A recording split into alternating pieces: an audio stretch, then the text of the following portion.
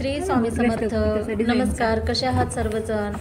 आणि आज आम्ही देवीच्या दर्शनासाठी जात आहोत. या ठिकाणी माझी बहीण आणि तिचे 2 मुलं, माझे 2 मुलं आणि भाऊजी असे सर्वजण आम्ही देवीच्या दर्शनासाठी जात आहोत. आज सुट्टी होती त्यामुळे म्हटलं नवरात्र चालू आहे तर चला आपण देवीच्या दर्शनाला जाऊन येऊ. आणि आम्ही देवीच्या दर्शनासाठी निघालो. आणि या ठिकाणी नदी आहे ती म्हणजे मांजरा नदी. खूप मोठी नदी आहे आणि या ठिकाणी नदी अशी भरून वाहत आहे. तुम्ही पाहू शकता किती पाणी आहे नदीला. आणि मराठवाड्यात सध्या खूपच पाऊस पडला आहे. खूप भयंकर पाऊस झाला आहे. बऱ्याच ठिकाणी शेतकऱ्यांचे नुकसान झालेले आहेत. आणि या ठिकाणी तुम्ही पाहू शकता लोकांची गर्दी किती झालेली आहे नदीचं पाणी पाहण्यासाठी.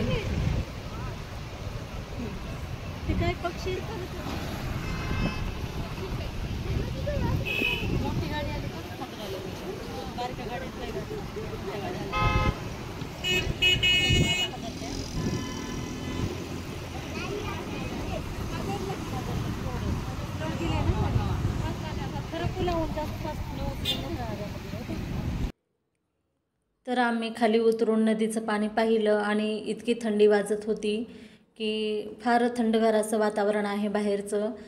नदीचं पाणी पाहिलं आणि गाडीत बसलो परत जाण्यासाठी की देवीच्या दर्शनासाठी. आणि असं वातावरण झालेलं आहे थंडगार. आणि एवढा पाऊस मराठवाड्यात झाला आहे. नेहमी मराठवाड्यामध्ये पाण्याची टंचाई राहायची आणि यावर्षी महापूर आलेले आहेत.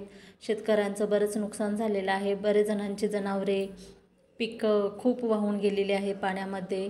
खूप मोठं नुकसान झालेलं आहे शेतकऱ्यांचं. आता आम्ही या ठिकाणी पोचलो आहोत रेणापूरला, रेणुका देवीला. आणि प्रवेशद्वार दुसरीकडनं आहे तर आम्ही मागच्या साईडनं जात आहोत. कारण तिकडे प्रवेशद्वाराकडे गेलेलो आणि तिथे पार्किंगला जागा नव्हती गाडी पार्क करायला. त्यामुळे भाऊजी बोलले की आपण मागच्या दरवाजाने जाऊ. आणि नंतर मग आम्ही तिथे गाडी पार्क केली आणि निघालो आतमध्ये मंदिरात. भरपूर मोठा परिसर आहे. बाहेर भरपूर दुकाने आहेत. मंदिराच्या नारळाची बरेच वस्तू विकल्या जातात ना. मंदिरात कुठेही असतात खेळणी वगैरे, प्रसाद, असे बरेच दुकानं आहेत. आणि मंदिर पण असं मोठं आहे भरपूर. बाहेर आम्ही चप्पल सोडल्या आणि आतमध्ये गेलो. बघितलं मंदिर खूप मोठं आहे. मी सुरुवातीलाच या मंदिरात आले आहे. याच्या आधी कधी दर्शनासाठी आलेली नव्हती रेणापूरला. आणि तुम्ही पाहू शकता मंदिर किती मोठं आहे. खूप छान असं म्हणजे फील होत आहे की एकदम शांत प्रसन्न वाटत आहे. ही रेणुका देवी मंदिर आहे रेणापूरचं. आणि या ठिकाणी जास्त काही अशी गर्दी नव्हती कारण पाऊस बारीक असा चालूच आहे त्यामुळे गर्दी नव्हती. नाहीतर एरवी खूप गर्दी असते. आणि नवरात्र म्हटल्यानंतर तर फारच गर्दी राहते मंदिरात कुठल्याही. आणि आज कसं पाऊस जास्त आहे कालपासून त्याच्यामुळे जास्त लोक काही आलेले नव्हते. आतमध्ये मंदिरामध्ये असतील पण बाहेर तर एवढी जास्त नव्हती कारण पाऊसच आहे बारीक असा लागलेला. आणि मंदिराचं बांधकाम पण असं जुनं आहे दगडाचं. तुम्ही पाहू शकता सगळीकडे दगडाचं बांधकाम आहे आणि जुन्या पद्धतीचं आहे. दरवाजे एकदम छोटे आहेत. असं वाकून जावं लागतं दरवाजामध्ये आतमध्ये. आणि मंदिर पण खूप छान असं फुलांनी सजवलेलं आहे, डेकोरेट केलेलं आहे. एकदम छान असं प्रसन्न वाटत आहे मंदिरामध्ये. जुनं बांधकाम आहे मंदिराचं. आणि हा तर दरवाजा बघा किती छोटासा आहे. एकदम असं खाली वाकून जावं लागतं.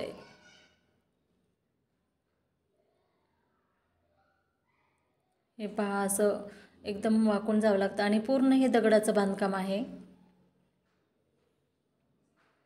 आतमध्ये होती जास्त माणसं पण बाहेर जास्त नव्हते. आणि जे देवीच्या वरती जी गुलाबी फुलं दिसतात तुम्हाला ते पुजारी तिथले सांगत होते देवबाप्पा की सकाळी ते पांढरे होते आणि आता गुलाबी झाले आहेत. आणि दिवसमाळ्याला रात्रीच्या टायमिंगला ते निळे होतात. म्हणजे असा सकाळ दुपार संध्याकाळ असा रंग बदलतो. मला पण आश्चर्य वाटलं. पण देवाचं असतं चमत्कार असतो असं म्हणत नाहीत का, तो असा चमत्कार आहे. सकाळी पांढरी दुपारी गुलाबी आणि रात्रीच्या टायमिंगला निळी असे होतात असं ते देवबाप्पा सांगत होते. आणि इथे आम्ही सर्वांनी दर्शन घेतलं आणि आता दर्शन घेऊन बाहेर निघालोत. मंदिरात खूप प्रसन्न असं वाटत आहे आणि जुनं बांधकाम आहे, सगळं पूर्ण दगडाचं बांधकाम आहे.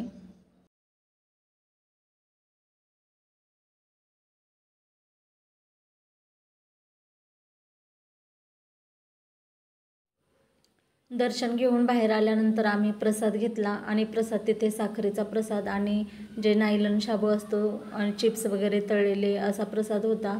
ते सर्वांनी आम्ही प्रसाद घेतला आणि त्यानंतर आम्ही त्या साईडने गेलो आणि तिकडे परडी भरत होते. परड्या ठेवलेल्या आहेत. देवीच्या परडी शिदा जो असतो तो भरून परडी भरतात, ते आम्ही भरली आणि परडीचं सामान आम्ही सगळं घरून आणलेलं, सगळी तयारी करून आलेलो. पीठ, मीठ, साखर, जे लागतं परडी भरण्यासाठी ते सर्व साहित्य आम्ही घरून घेऊन आलेलो आणि माझ्या ताईने आणि मी अशा दोघींनी आम्ही परडी भरून घेतली आणि दर्शन पाया पडलो त्याच्या परडीच्या, हळद कुंकू लावून आणि त्यानंतर तिथून आम्ही निघालो. नंतर मग मंदिराला एक प्रदक्षिणा केली आणि आम्हाला जे नारळ घेतलं होतं देवीसाठी ते फोडायचं होतं, त्यामुळे आम्ही पुढे जात होतो.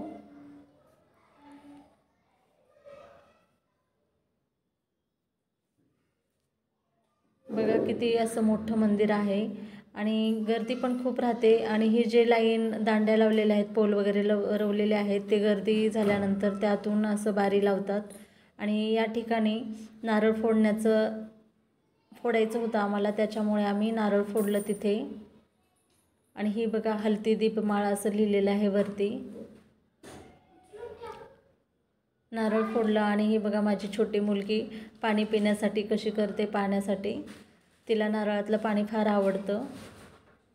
आणि आता या ठिकाणी आम्ही ही जी दीपमाळ आहे ती बघत होतो आणि तिथे एक माणूस बसलेला, तो सांगत होता की ही दीपमाळ हलते असं आणि त्याच्यावर लिहिलेलं पण हलती दीपमाळ असं.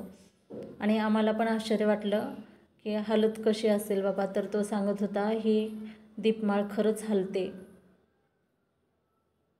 वरती पण लिहिलं आहे बघा हलती दीपमाळ.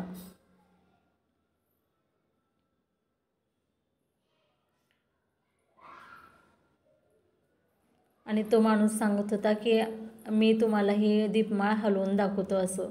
पण आम्ही म्हटलं आता पाऊस चालू आहे आणि या पावसामध्ये कुठं त्यांना वर चढवायचं, त्याच्यामुळे म्हटलं नका राहू द्या. मग आता परत आम्ही निघालो आहोत बाहेरच्या दिशेने आणि इकडे बाहेर जाते वेळेस एक मंदिर आहे, ते मंदिर आहे ते महादेवाचं. तर तिथे महादेवाची पिंड आहेत. तर आम्ही सर्वजण, आणि ते मंदिर एकदम असं भुयारात असल्यासारखं आहे, खोल असं. तुम्ही पाहू शकता. आता मी तुम्हाला दाखवते ते मंदिर कसं आहे ते.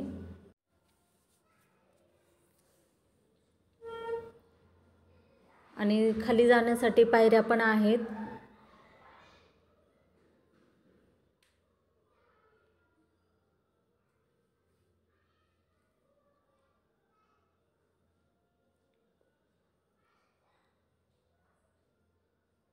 या ठिकाणी महादेवाच्या 2 पिंड आहेत, एक या साईडनी आणि एक त्या साईडनी, अशा 2 पिंडी आहेत.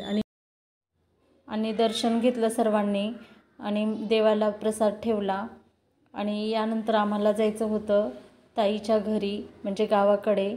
आणि इथून एवढं छान असं वाटलं मंदिरात आल्यानंतर की नवरात्र चालू आहे आणि इतकं शांत वातावरणामध्ये, एकदम गर्दी नाही काही नाही, असं आमचं दर्शन झालेलं आहे व्यवस्थित. नाहीतर एरवी नवरात्रीमध्ये खूप गर्दी असते, माणसांची गर्दी, ढकलाढकली, असं काहीच नव्हतं मंदिरात. एकदम सायलेंट वातावरण होतं. खूप छान. बराच वेळ आम्ही देवीचं दर्शन घेतलं व्यवस्थित आणि आता आम्ही निघालो आहोत परत. आणि आता इथून आम्ही ताईच्या घरी जाणार आहोत आणि व्हिडिओ फार मोठा होईल म्हणून मी इथेच थांबते. आणि तुम्हाला जर व्हिडिओ आवडला असेल तर व्हिडिओला लाईक करा आणि चॅनलवर नवीन असाल तर चॅनलला सबस्क्राईब करा. धन्यवाद.